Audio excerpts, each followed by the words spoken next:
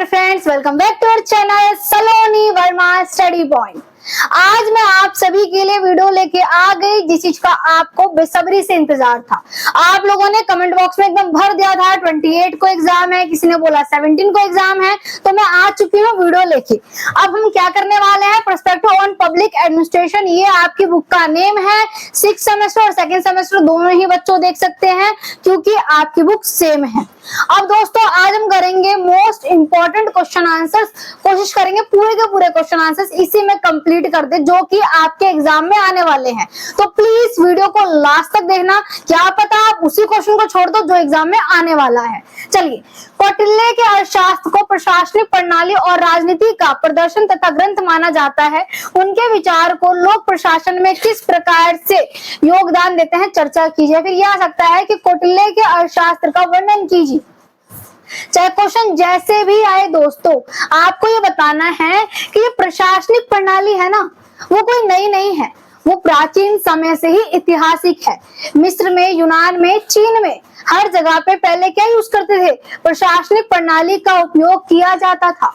इसके अंदर आप देखने वाले हो कि इसमें नीतियां होती हैं। अच्छा, आप लोगों ने 11th क्लास में, 12th क्लास में ये पढ़ा था कि भाई सरकार के 3 अंग होते हैं। क्या होते सरकार के 3 अंग? विधायिका, कार्यपालिका, न्यायपालिका। आपको पता है विधायिका क्या करती है, कानून का निर्माण, कार्यपालिका लागू करती है और न्यायपालिका न्याय करती है, जस्टिस करती है। अगर कोई उसका उल्लंघन करे तो उसे दंडित करती है। हम बोल सकते हैं संविधान का पालन करवाती है। मन में प्रश्न आया, मैम हम यहाँ पे क्यों समझने लगे सरकार के अंग? इसलिए क्योंकि आपको समझना है ऐसी एक राजनीति है और एक प्रशासन है। क्या है? एक राजनीति और प्रशासन। दोस्तों राजनीति आप ये मान लीजिए जो कि कानून का निर्माण करती है और प्रशासन वो जो कि कानून को लागू कर रही है। पहले के टाइम पे आप देखोगे राजा हुआ करते थे, राजा ही शासन करते थे। तो राजा के शासनकाल को प्रशासनिक तभी कहा जाएगा जब वो सारे काम प्रशासनिक तरीके से एक ढांचे में होंगे जिसके अंदर कई सारे अंग, सत्ता बोल सकते हैं, जो शक्तियां हैं वो सिर्फ राजा के हाथ में नहीं बाकी सब में बटी होंगी। इसे मंत्री में बोल सकते हैं आप, अमात्य में देखने के लिए मिलेगा आपको, इन सब में, मित्र में देखने के लिए मिलेगा। जो भी शक्तियों का बंटवारा है अंगों के बीच में, उन्हें जानने को ही हम देखेंगे इसके अंदर। लोक प्रशासन में हम लोगों के हितों को सोचते हैं, हम लोगों के हितों के लिए कल्याणकारी योजनाओं को बनाने के बारे में सोचते हैं। अगर बात की जाए कौटिल्य, तो कौटिल्य आप जानते हो ये बहुत ही बड़े समाज सुधारक, इतिहासकार, राजनीतिज्ञ, इन सब चीजों के नाम से जाने जाते हैं। और इनकी चतुरता तो इतनी व्यापक है और इतनी महान है जितना समझो उतना कम। आप देखो कौटिल्य को विष्णुगुप्त, चाणक्य और कौटिल्य इन तीनों ही नामों से संबोधित किया जाता था, जो कि अपनी किताब अर्थशास्त्र में बताते हैं कि एक राजा का किस तरीके से शासन होना चाहिए और उसका जनता के साथ किस तरीके का रवैया होना चाहिए। आप देखोगे लोक प्रशासन का जनक जो है विंडोरो विल्सन को माना जाता है। आप देखोगे स्टार्टिंग में किसने लोक प्रशासन को ज्यादा महत्व दिया और बोल सकते हैं इनके थ्रू इसे महत्व दिया गया। विंडोरो विल्सन जो है आप देखोगे कि 1817 में द स्टोरी ऑफ एडमिनिस्ट्रेशन नामक एक लेख में पहली बार लोक प्रशासन की स्वतंत्रता को बताते हैं।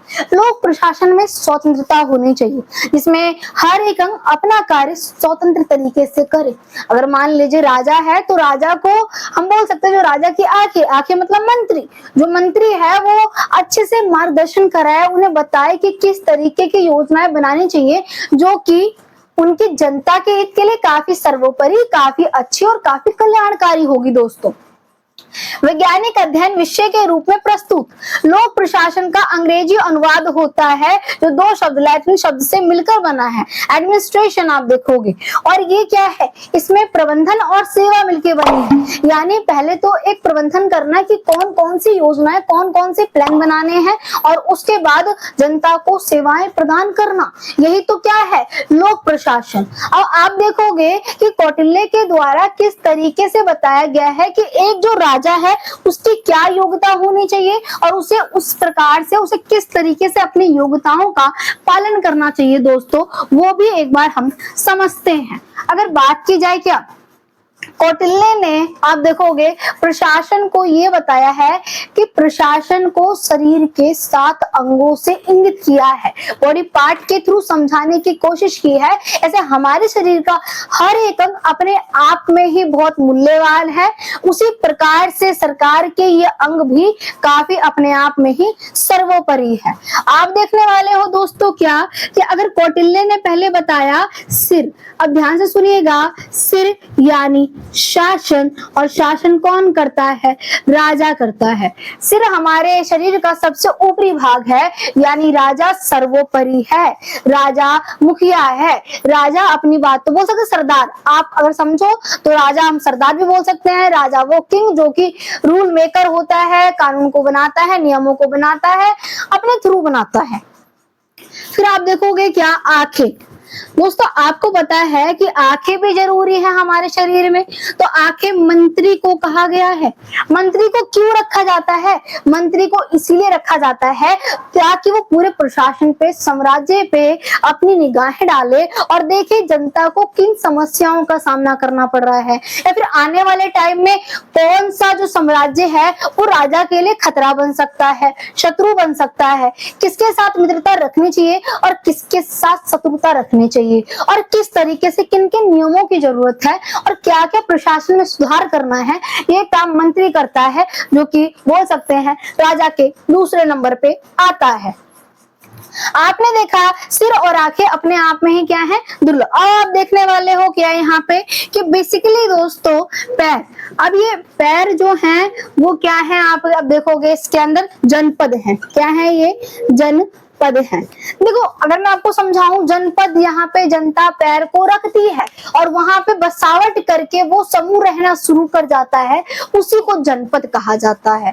दोस्तों तो ये जो जनपद बताया मैंने, यानी जहाँ पे लोग, जहाँ पे जनता रह रही है, वही तो पैर है। अगर जनता को पसंद नहीं आया शासन, तो वो जो शासन है वो स्थिर नहीं रह पाएगा, है ना, वो फिक्स नहीं हो पाएगा। तो ये इसका भी होना उतना ही जरूरी है अपने आप में, आप देखने वाले हो। देखिए दोस्तों, इसी प्रकार से आपको समझ आ रहा है सप्तांग सिद्धांत के अंदर कि किस तरीके से चीजों को बताया गया है। तो दोस्तों दुर्ग, किला, राजधानी, शहर, ये बोल सकते हैं इन जगहों को, हम बोल सकते हैं इन्हें हथियार के तौर पे बताया गया है। हथियार क्योंकि इनकी सुरक्षा करना एक राजा का कर्तव्य है। इसके अलावा आप देखने वाले हो कोष। कोष यानी खजाना, जो कि मुंह है। वो क्यों बोला गया दोस्तों? क्योंकि इसी से राजा जनता का पालन पोषण करता है। अगर खजाना भरा रहेगा तो कोई भी समस्या आएगी तो उससे वो डट के उसका सामना कर सकते हैं, जनता का पालन पोषण कर सकते हैं। आप देखोगे दंड, सेना, न्याय, ये हृदय होता है, ये मन होता है। अगर एक राजा सही तरीके से न्याय करेगा तभी तो समझा जाएगा, तभी तो उसके लिए आदर आएगा। कहाँ आएगा आदर? मन में, हृदय में जगह बना पाएगा। इसीलिए उसे हृदय मन से जोड़ा गया है। मित्रा, इसे मित्र कहते हैं। ये जो है आप देखोगे कान के समान है, यानी राजा को दूसरे से भी दोस्ती रखनी चाहिए, यानी बोल सकते हैं ताकि जो शत्रु है अगर उसका मित्र रहेगा तो शत्रु की सारी चीजें पता चलेगी उसके मित्र के थ्रू कि वो कौन से षड्यंत्र रच रहा है राज्य के खिलाफ। दूसरा, इन्होंने बताया कि अगर जो ये राजा है, राजा को ऐसे ही राजा नहीं बनाना, उसके अंदर कुछ क्या होनी चाहिए आप बोलेंगे तो योग्यता होना चाहिए, उसके अंदर शक्ति होनी चाहिए, उसके अंदर धैर्य होना चाहिए, इसके अलावा शूरवीरता होनी चाहिए, वो एक वीर इंसान होना चाहिए, कायर नहीं होना चाहिए। दूसरा, वो एक न्यायवादी, यानी उसके अंदर उसे न्याय करने का विवेक हो, विचार हो, उसे पता हो कि क्या सही है क्या गलत है, वो ऐसे ही कोई न्याय ना करे।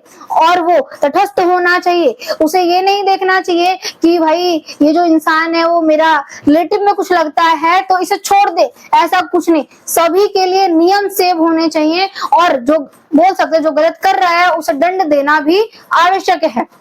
तो यही होता है इनके कौटिल्य के अनुसार एक सही राजा और प्रशासन। आपको समझ आया?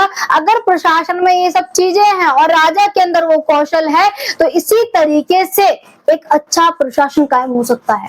लोक प्रशासन कोई नया नहीं है, ये प्राचीन समय से ही है, बस इसमें थोड़ा सुधार किया गया है प्रेजेंट को देखते हुए। दोस्तों आप देखोगे कि प्रशासनिक प्रणाली में जो राजनीति है, राजनीति यानी जो पॉलिटिक्स होती है, इसमें सत्ता में बाकी शक्तियों को रखना, उन अंगों को रखना और उस तरीके से शासन करना। तो आपका ये वाला क्वेश्चन भी कंप्लीट होता है। दोस्तों चलते हैं नेक्स्ट क्वेश्चन की ओर, समझना स्टार्ट करते हैं। आप देखोगे आधुनिक लोक प्रशासन और सैद्धांतिक विकास यात्रा के अवलोकन का वर्णन कीजिए। या तो यही क्वेश्चन आ सकता है, लोक प्रशासन के विकास और विभिन्न चरणों का परीक्षण कीजिए। चाहे क्वेश्चन जैसे भी आए, आंसर आपको इसी तरीके से देना है।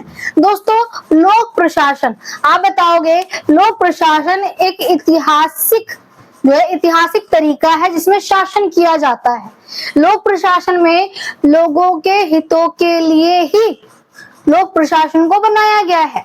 लोक प्रशासन जो है वो मानव के जीवन में सुधार का एक तरीका है, मानव के प्रति जवाबदेही का एक तरीका है। इसी को लोक प्रशासन कहते हैं।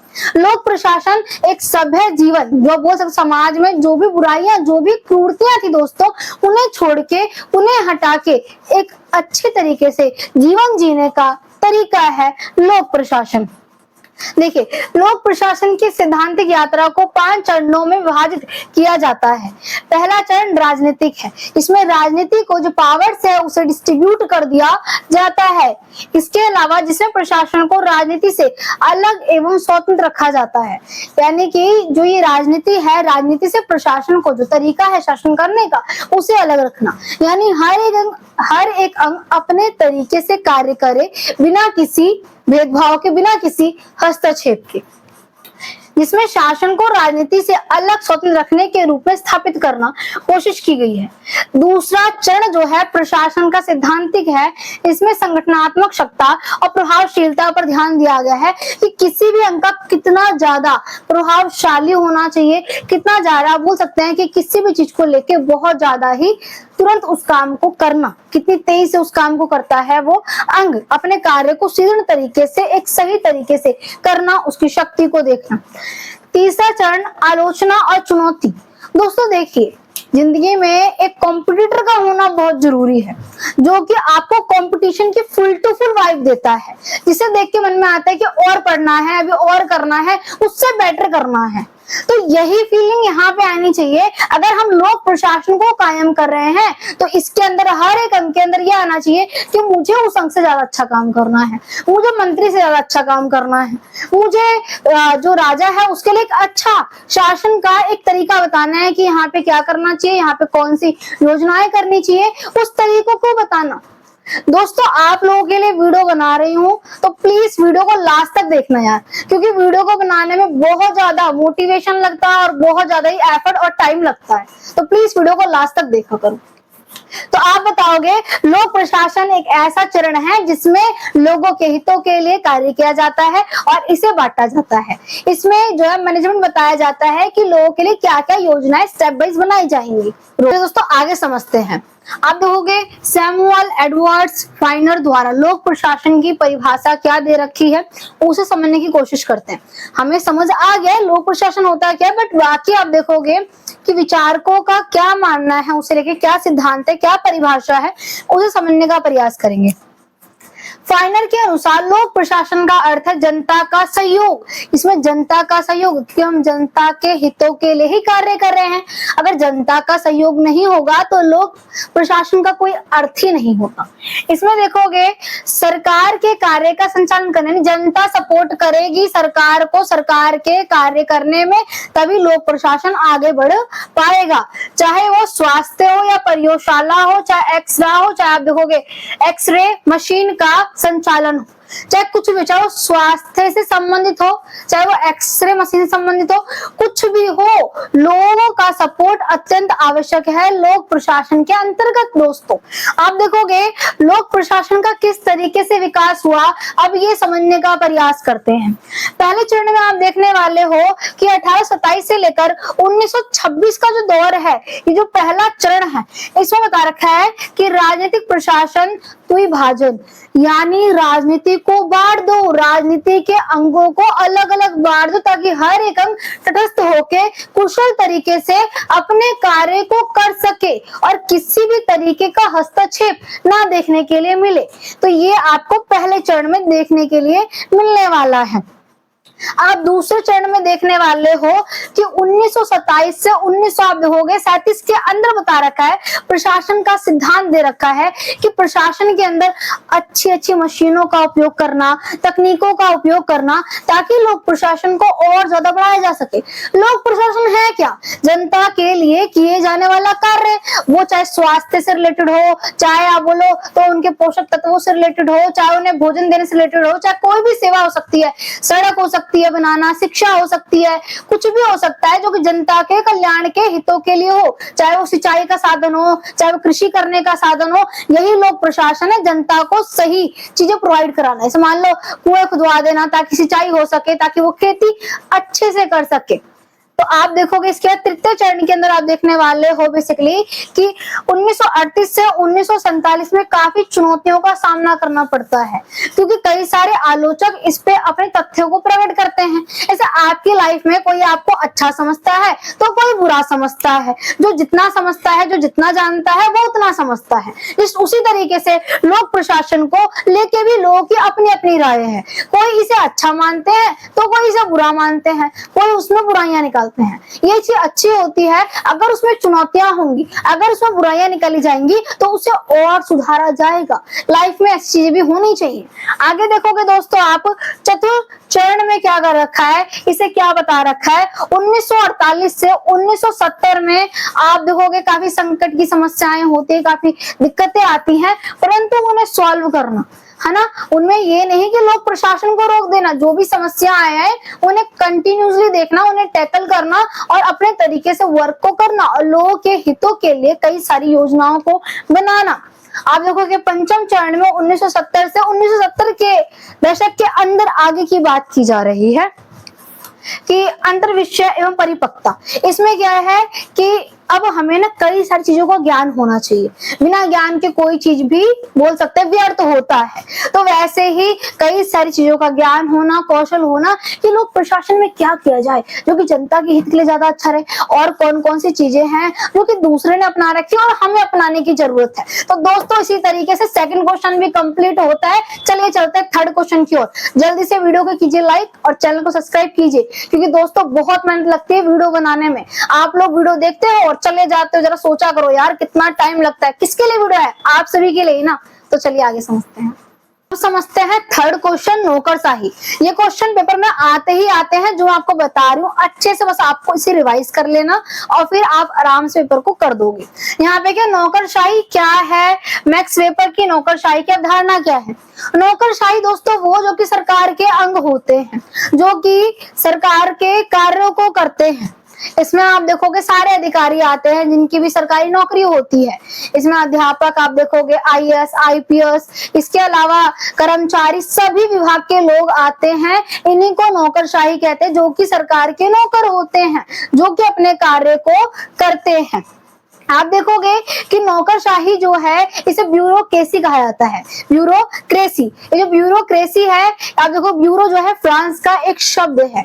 तो ये ब्यूरोक्रेसी एक शासन व्यवस्था है, यानी किस तरीके से शासन किया जा रहा है, इसी को ब्यूरोक्रेसी कहा जाता है। पहले फ्रांस के अंदर जो है आप देखोगे पूरा शासन करता था लुई 16 की गलत नीतियों के कारण वहां पे शासन व्यवस्था ना अच्छा होने के कारण वहां पे फ्रांसीसी क्रांति होती है। 1789 को आप देखोगे 14 जुलाई 1789 को फ्रांसीसी क्रांति होती है। जनता के अंदर बगावत की आग बढ़ जाती है, क्योंकि आप देखो पाव रोटी की कीमतें बढ़ चुकी थी और प्लेग नामक महामारी आ चुकी थी, फसल खराब हो चुकी थी। तो ये सब दिक्कतें थी। और दूसरा बोल सकते हैं टैक्स पे टैक्स बढ़ाए जा रहे थे। टाइड नाम से लिब्रे बढ़ाए जा रहे थे। इनकी जो करेंसी थी उसे लिब्रे कहा जाता है दोस्तों। तो इस धार्मिक कर बढ़ाए जा रहे थे और राज्य को अदा किए जाने वाला कर बढ़ाया जा रहा था। इससे कारण फ्रांसीसी क्रांति आई। ये आपको समझाया क्यों, ताकि आप समझ सको कि नौकरशाही किस तरीके से आई है। फिर ऐसा लगा कि अब क्या चाहिए, अब फ्रीडम चाहिए, अब नहीं चाहिए राजा का शासन, तो फिर आती है नौकरशाही। नौकरशाही में क्या होता है कि भाई सरकार के अंग होंगे जो अपना काम स्वतंत्र तरीके से करेंगे, और अगर किसी भी तरीके से किसी के हित के लिए कुछ गलत फैसला लिया जाएगा तो नौकरशाही के तहत सभी अंग सोच समझ के उस फैसले को टाल सकते हैं और हर एक अंग अपना कार्य स्वतंत्र तरीके से करेगा। आप देखोगे मैक्स वेबर की नौकरशाही की क्या अवधारणा है, इनका क्या मानना है, नौकरशाही होता क्या है, चलिए समझते हैं। मैक्स वेबर की जो पुस्तक है आप देखोगे spot and to the guess soft to nine, आप देखोगे 1920 में गैसल सॉफ्ट, जो कि 1920 में प्रकाशित हुई थी। इन्होंने सत्ता के सिद्धांत को स्पष्ट किया और सत्ता को 3 रूपों में बांटा है। इसमें आप देखोगे कि परंपरावादी सत्ता, परंपरावादी नाम से ही समझ आ रहा है जो भी रीति रिवाज है उन्हें ऐसे ही मानना, उनके सिद्धांत को मानना, उस पर आधारित है ये। इसके अलावा आप देखोगे चमत्कारिक सत्ता, किसी व्यक्ति के असाधारण गुण या फिर बोल सकते हैं करिश्मे पर आधारित है ये, कि भाई किसी व्यक्ति के अंदर क्या योग्यता है, क्या कौशल है, किस तरह करिश्मा है, किस तरीके से शासन कर सकता है, वो इस पे डिपेंड है। कानूनी सत्ता नियम और कायदे पर आधारित है। नॉर्मल सी बात है, अगर हम सत्ता की बात करें, पावर्स की बात कर रहे हैं, तो शक्तियों का बंटवारा तो अत्यंत आवश्यक है ही, ताकि अगर शक्तियों का बंटवारा होगा तो ऐसी कंडीशन में हर एक अंग अपना कार्य स्वतंत्र तरीके से, निष्पक्ष तरीके से कर पाएगा। दोस्तों अगर बात की जाए नौकरशाही की क्या विशेषता होती है, मैक्स वेबर के थ्रू समझने की कोशिश करते हैं। काम का बंटवारा, जो ये वर्क है उसे कई सारे पार्ट्स में डिवाइड कर देना, क्योंकि अगर हम किसी एक ही इंसान पे सारा काम सौंप दे तो ये बोल सकते हैं इम्पॉसिबल हो जाएगा कि वो काम बहुत ही अच्छे तरीके से हो, नीट एंड क्लीन तरीके से हो, ये तो कंफर्म नहीं है कि, है ना। बट अगर वही काम हम कई सारे लोगों में बांट दे तो इससे बेनिफिट ये होगा कि हर एक अंग अपना काम अच्छे से करेगा, स्वतंत्र तरीके से करने वाला है। इसके आप देखोगे नियमों का पालन करना, ऐसे ही नहीं कि बस नियम बना दिए, नियम बस नाम के नहीं होने चाहिए। ऐसे किसी देश को चलाने के लिए नियम कायदे कानून चाहिए। आप देखोगे तो नौकरशाही क्या है, एक देश को ही चलाने के लिए चाहिए नौकरशाही, तो वही नियम कायदे कानून जो बनाए गए हैं उसका लोग पालन भी करें। इसमें क्या आप देखोगे पद्मानुक्रम अगर समझाऊं तो पोस्ट के हिसाब से बता रहा है। कैसे आपको समझाऊं मैं छोटे लेवल पे, मान लीजिए क्लास के अंदर स्टूडेंट होते हैं, फिर स्टूडेंट से ऊपर थोड़ा सा मॉनिटर से ऊपर टीचर से ऊपर प्रिंसिपल, वाइस प्रिंसिपल, तो वैसे ही यानी जो पोस्ट होती है, जो उनके पद होते हैं वो डिवाइडेड होते हैं, यानी उनके कार्य उनकी योग्यता पर निर्भर करता है उनका पद, उनकी पोस्ट। आप देखोगे ये योग्यता मैंने बता दिया है, पद्मानुक्रम बता दिया है कि स्टेप बाय जो भी पोस्ट होती है उनकी। औपचारिक और निष्पक्षता, औपचारिक तरीके से निष्पक्षता होनी चाहिए अगर कोई भी कार्य, जो भी अंग अपना कार्य कर रहा है। चलिए आगे की ओर समझते हैं। अब समझते हैं नौकरशाही की किस तरीके से आलोचना की गई है। आप देखोगे बेवरियन मॉडल का आलोचनात्मक परीक्षण किस तरीके से किया गया है, चलिए समझते हैं। आदर्श प्रकार और वास्तविकता का, अब देखो वास्तविकता का विरोधाभास कर रखा है, क्या रखा भाई, इसमें हो सकता है कि आदर्श देखने के लिए मिलते ठीक से, है ना। तो वेबर ने नौकरशाही को एक आदर्श प्रकार के रूप में प्रस्तुत किया, लेकिन व्यवहार में ऐसा कोई पूर्ण आदर्श संगठित नहीं है। हाँ जरूर आपने नौकरशाही को प्रस्तुत किया, परंतु उसमें आदर्श देखने के लिए नहीं मिलता, ये इसकी आलोचना की गई है। नवाचार और लचीलेपन जो है, बोल सकते हैं कि इसमें नई चीजों को ऐड नहीं कर पाते हैं, इसमें और सुधार नहीं कर पाते, तो लचीलेपन में थोड़ी सी कमी है, काफी कठोरता देखने के लिए मिलती है सुधार में। और उप इकाइयों का टकराव और लक्ष्य विवेचन, बोल सकते हैं कि कई सारी जो इकाइयां है, कई सारी जो सत्ता है, उनके बीच में कभी का टकराव आ जाता है ना, कभी का उनके जो पॉइंट ऑफ व्यूज है, जो उनके विचार है, वो एक दूसरे से नहीं मिलते हैं। औपचारिकता की अधिकता और अनौपचारिकता संबंधों की अनदेखी, जो औपचारिकता है और जो अनौपचारिकता है, इन चीजों में कभी कभार चीजों की अनदेखी भी कर दी जाती है। तो दोस्तों ये क्वेश्चन भी कंप्लीट। चलिए अब नेक्स्ट क्वेश्चन की ओर चलते हैं, मैं आपको समझाती हूँ। आपका एक क्वेश्चन आता है कि ये बताइए कि महिलाओं की कंडीशन, महिलाओं की स्थिति किस तरीके की थी उस पर अपनी विचार, अपनी टिप्पणी को व्यक्त कीजिए। तो महिलाओं के जीवन में किस तरीके से सुधार आया, नारीवादी को लेके आता है कि नारीवादी विचारकों का क्या कहना है महिलाओं की स्थिति को सुधार को लेके। अगर बात की जाए स्त्री यानी हम जिसे महिला कहते हैं, महिलाओं के जीवन में कई सारी दिक्कतें थी। आप बोल सकते हैं कि पहले के टाइम पे महिलाओं को निम्न समस्याओं का सामना करना पड़ता था। जैसे पहले आप देखोगे दोस्तों कि सती प्रथा थी, है ना, इस पे बाल विवाह देखने के लिए मिलेगा आपको, है ना। इसके अलावा क्या महिलाओं को सिर्फ उनके घर के कार्यों तक ही सीमित कर देना, उन्हें उनके घर के दायरे में बांध के रख देना, उन्हें शिक्षा का अधिकार दिया ही नहीं गया, उन्हें उनके अधिकारों से वंचित कर दिया गया। तो सती प्रथा के अंदर क्या होता है कि भाई मान लो किसी भी स्त्री के पति की मृत्यु हो जाती है तो उसे उसके पति की चिता के साथ जला दिया जाता है। कुछ स्त्रियां स्वेच्छा से अपनी इच्छा से सती होने के लिए तैयार थी, परंतु ज्यादातर स्त्रियां जो है मरना नहीं चाहती थी, है ना। इसके अलावा बाल विवाह, बाल विवाह दोस्तों ये होता है कि कम आयु में जो है विवाह कर देना। मान लीजिए जो लड़की है उसकी उम्र 12 या फिर 13 है, उसकी जो है 25 साल के लड़के से शादी कर देना, है ना। या फिर ये भी हो सकता है कि लड़की की उम्र 16 है तो उसकी जो है 40 तक के लड़के शादी कर देना। तो दोस्तों अब बताइए सबसे पहले मृत्यु किसकी होगी?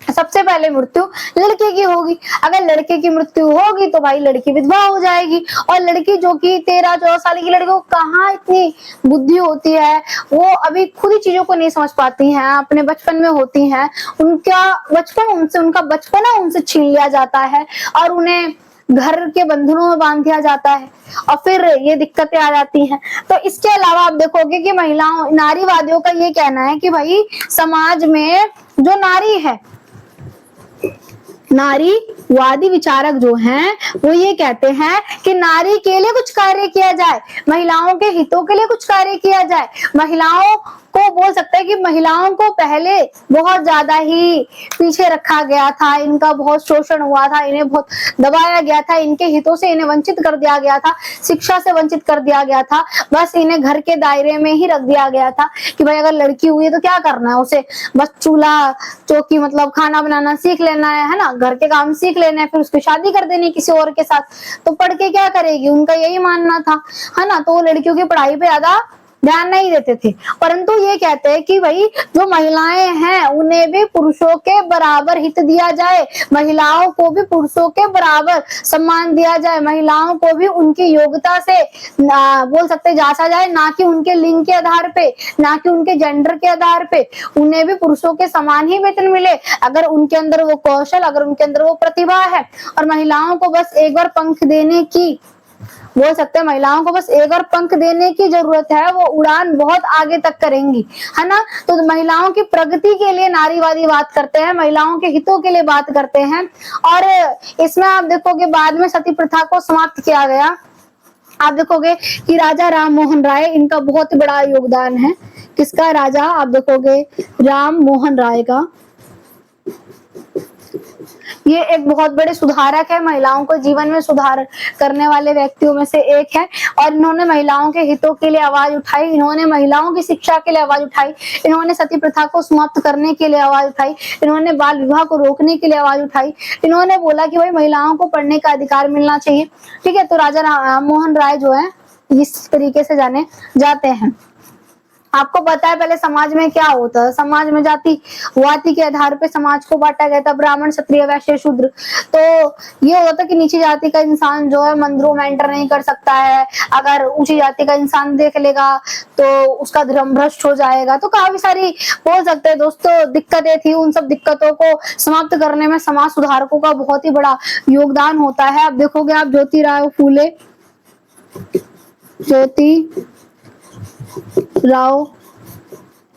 फूले, इन्होंने भी महिलाओं की शिक्षा के लिए बात की, इन्होंने भी दलितों के अधिकारों के लिए बात की। और क्योंकि पहले के टाइम पे आप देखोगे बहुत ज्यादा छुआछूत, अनटचेबिलिटी वगैरह होती थी, इन चीजों के लिए ही बात की गई। इसके अलावा आप देखोगे इनकी जो पत्नी थी सावित्रीबाई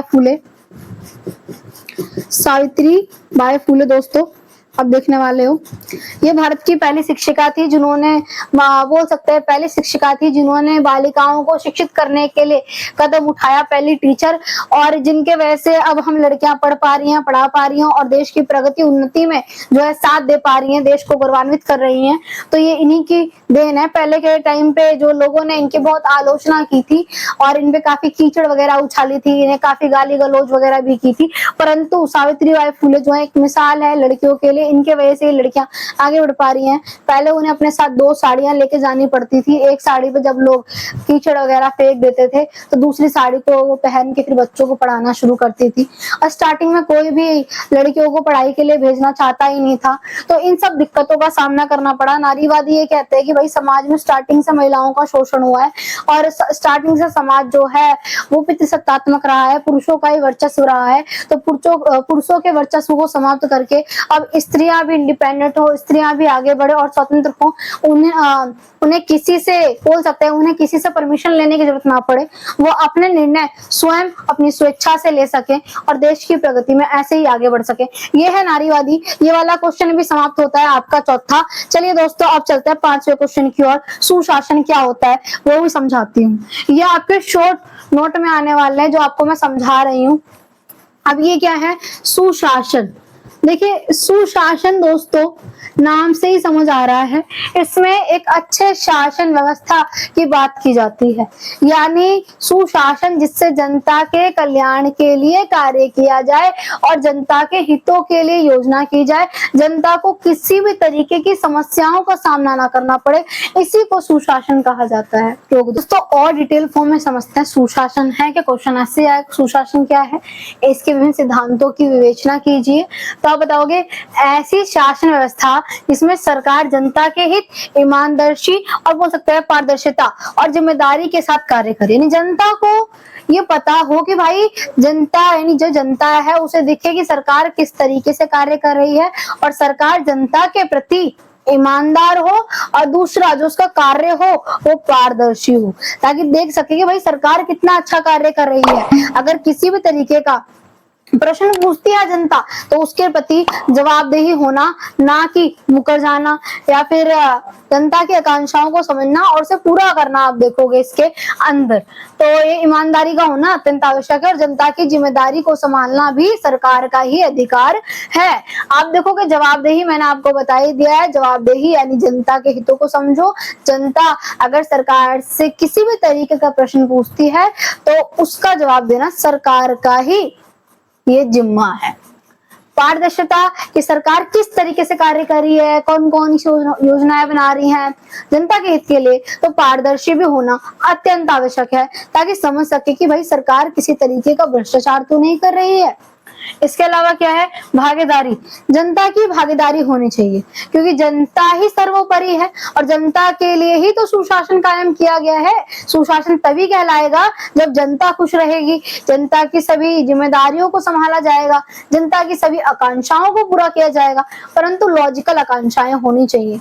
इसके अलावा आप देखोगे कानून का शासन, कानून सर्वोपरि है और कानून से ऊपर कोई नहीं है और सभी को कानून के शासन का पालन करना और नियमों को बता रखा है उसके अनुसार चलना। उत्तरदायित्व सबका अपना अपना, नहीं सरकार का तो है उत्तरदायित्व परंतु जनता का उत्तरदायित्व भी है ना, ताकि वो सुशासन को बरकरार रखे। इसके साथ साथ न्याय, जस्टिस करना, न्याय करना, किसी तरीके का भ्रष्टाचार ना होना, उसी को सुशासन कहा जाएगा। इसमें सभी के हितों के बारे में सोचा जाएगा। उद्देश्य ये होता है कि नागरिकों के जीवन स्तर में सुधार करना, नागरिकों के साथ किसी भी तरीके का भ्रष्टाचार ना करना और नागरिकों को नाखुश ना करना सरकार से, तभी सुशासन कहलाएगा। इसके अलावा विकास को सुनिश्चित करना कि विकास कैसे करना है, डेवलपमेंट कैसे करना है, क्या क्या नियम बनाने हैं, क्या क्या योजनाएं बनाई जाए, कौन कौन सी पॉलिसीज लाई जाए, कौन कौन से मैनेजमेंट किए जाए, जिससे जनता के हितों के लिए कार्य किया जाएगा। चलिए दोस्तों नेक्स्ट क्वेश्चन की ओर चलते हैं। नेक्स्ट क्वेश्चन की ओर बढ़ते हैं। आपका क्वेश्चन दुपट्टा आ चुका है। नवलोक प्रबंधन की मुख्य विशेषताओं का वर्णन कीजिए। नवलोक सेवा और नवलोक प्रबंधन में आप देखोगे कि डिफरेंस बताना है, विभिन्नता बतानी है कि एक दूसरे से किस तरीके से अलग है। दोस्तों, नवलोक प्रबंधन अगर देखा जाए तो इसमें क्या किया जाता है, न्यू पब्लिक पॉलिसीज मैनेजमेंट किया जाता है। जनता के लिए नई नई पॉलिसी लेके आते हैं, नए नए प्रबंधन लेके आते हैं, नए नए कौशल लेके आते हैं ताकि जनता को वो प्रदान किए जा सके। जनता बोल सकते हैं 1980 के दशक से जब से बोल सकते हैं कि जनता के लिए नए नए प्रशासनिक कार्य करना ताकि जनता भी भागीदारी कर सके। और नवलोक सेवा में जनताओं को अच्छी सुविधा देना और जनता के लिए क्या क्या किया जा सकता है उसके बारे में ज्यादा जोर दिया जाता है। इसके अंतर्गत आप देखने वाले हो नवलोक प्रबंधन में ज्यादातर नागरिकों के बारे में सोचा जा रहा है। नागरिकों को आप देखोगे सशक्तिकरण किया जाता है, उन्हें जागरूक किया जाता है उनके हितों के लिए, ताकि जो भारतीय नागरिक हैं वो भी अपने हितों के लिए जागरूक हो सके, चीजों में पार्टिसिपेट कर सके, है ना। ये सब देखने के लिए मिलता है। इनका ये कहना होता है कि भाई जनता भी अपने हितों को समझे और जनता को कहीं ना कहीं जोड़ा जाए नई नई सेवाओं से। नवलोक सेवा में जैसे कि ऑनलाइन सेवा प्रदान करना, उनकी शिकायतों को सुनना, डिजिटल होना, है ना। तो कहीं ना कहीं हम बोल सकते हैं कि इन सब चीजों पर ध्यान दिया जाता है। प्रबंधन की सहायता के लिए सेवाएं, क्या क्या सेवाएं प्रदान की जाए जो कि उन सबको मिल सके, किन किन तरीके से हम लोगों की हेल्प कर सकते हैं, तो वही सब चीजें हैं इसके अंदर। प्रशासन में संरचनात्मक परिवर्तन किया जाता है, यानी प्रशासन में देखा जाता है कि उसकी संरचना में और क्या सुधार कर सकते हैं, क्या क्या चीजें हैं, है ना, जिसमें और सुधार करने की आवश्यकता है। लोक प्रशासन की बहुविषय प्रकृति, लोक प्रशासन में आपको पता है कि हर एक अंग अपना अपना कार्य कर रहा है, स्वतंत्र तरीके से कार्य कर रहा है, तो उसकी अपनी अपनी एक नीति, अपनी अपनी एक पॉलिसी होती है। और जागरूकता, लोगों को जागरूक करना, लोगों को पता होना कि उनके हित क्या है, उनके नियम क्या है, उन्हें क्या राइट दिए गए हैं, उन्हें क्या अधिकार दिए गए हैं, तो अपने अधिकारों के अनुसार ही कार्य कर सके दोस्तों। तो ये देखने के लिए मिलता है। आप समझते हैं ये एक दूसरे से किस तरीके से डिफरेंट है। तो अब समझते हैं नवलोक प्रशासन में और लोक सेवा के अंदर किस तरीके का डिफरेंस होता है।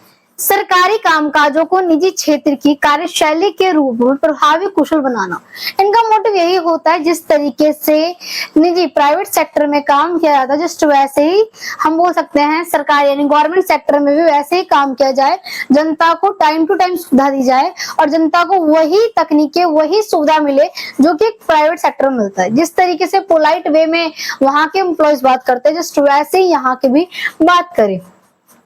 आप देखोगे बाजार आधारित मॉडल सरकारी कार्यक्रम और निजी क्षेत्र की प्रबंधन शैली का समावेश, यानी ये जो मॉडल होता है वो बाजार आधारित होता है, यानी ओपन डोर होता है। बेसिकली कंपटीशन सुन रखा होगा ना, यानी यहाँ पे कई सारे जो है कार्यशैली करने वाले कर्मचारी अपना कार्य करते हैं। बाजार आधारित मॉडल सरकारी कार्यों में निजी क्षेत्र प्रबंधन शैली का आप जैसे देख सकते हो कि निजी क्षेत्र और इसके अलावा जो है बाजार के आधार पे जो शैलियां हैं उन पे सही तरीके से कार्य किया जाता है। नागरिकों को ग्राहकों के रूप में देखा जाता है। ये जो नागरिक हैं उन्हें ग्राहक के रूप में देखना, उन्हें ये देखना कि भाई मुझे अपना कस्टमर बना के रखना है, तो उन्हें अच्छी सुविधा देना। जैसे प्राइवेट सेक्टर के अंदर होता है जस्ट वैसे ही यहाँ पे भी करना उसी चीज को और उनकी बातों को अनदेखा ना करना। इसके अलावा क्या है, कार्य कुशलता, लागत में कमी और प्रभावशीलता, यानी जो कार्य की कुशलता है, जो लागत है, उसमें किसी तरीके की कमी नहीं होनी चाहिए और कार्य की कुशलता होनी चाहिए। जैसे कि प्राइवेट सेक्टर में है जस्ट वैसे गवर्नमेंट सेक्टर के अंदर बेहतरीन करना है। इसके अलावा सेवा की गुणवत्ता को सुधारना, यानी जो सेवाएं हैं जिसमें जो भी दिक्कतें आ रही हैं उसे सुधारना ताकि लोग सार्वजनिक चीजों का लाभ उठा सके, सरकार के द्वारा बनाए गए जो भी नियम है, कायदे कानून है उसका लाभ उठा सके। इसके अलावा आप देखोगे नवलोक सेवा जो है ये है क्या दोस्तों, नागरिकों की भागीदारी और जनहित को प्राथमिकता देना है। इसमें जनता के जो हित हैं उन्हें प्राथमिकता दी जाती है और नागरिकों की भागीदारी को काफी ज्यादा बढ़ावा दिया जाता है। लोकतांत्रिक दृष्टिकोण, सार्वजनिक मूल्य निर्माण, इसमें जो लोकतांत्रिक दृष्टिकोण होता है और सार्वजनिक मूल्य यानी सार्वजनिक जो सेवाएं हैं वो सभी को प्रदान करना। नागरिकों को सक्रिय भागीदारी मानना, नहीं जनता है उसकी सक्रिय भागीदारी का होना। लोकतांत्रिक मूल्य, सार्वजनिक कल्याण और भागीदारी, यानी आपको पता है हमारा देश लोकतांत्रिक है और लोकतंत्र के अंदर जनता को ज्यादा सर्वोपरि माना जाता है, तो जनता के हितों को ज्यादा ज्यादा महत्व देना और उसकी भागीदारी को ज्यादा महत्व देके उसे आगे बढ़ाना। इसके अलावा आप देखने वाले हो इसमें क्या है, मुख्य रूप से लोकतांत्रिक मूल्य सार्वजनिक हितों की पूंजी पर ध्यान देता है। यानी जो लोकतांत्रिक मूल्य है वो सार्वजनिक पूंजी जो है उस पर ध्यान देता है। उसे इस पे ध्यान देना है कि भाई जनता के हितों को ज्यादा महत्व मिले, जनता खुश रहे, क्योंकि हमारा देश लोकतांत्रिक है। इसके अलावा क्या है, लोकतांत्रिक मूल्यों का पालन करना। लोकतंत्र के अंदर जो भी नियम बनाए गए, जो भी कानून बनाए गए, उनका पालन करना, उसमें कोई दिक्कत का ना आना, ये सब चीजें देखने गलती है। दोस्तों आशा करते हुए वीडियो अच्छी लगी होगी। वीडियो को लाइक, चैनल को सब्सक्राइब जरूर कीजिएगा। आपके लिए एक और पार्ट में वीडियो बनाई जाएगी, क्योंकि ये जो वीडियो है काफी लेंथी हो रही है। तो मिलते हैं नेक्स्ट वीडियो में।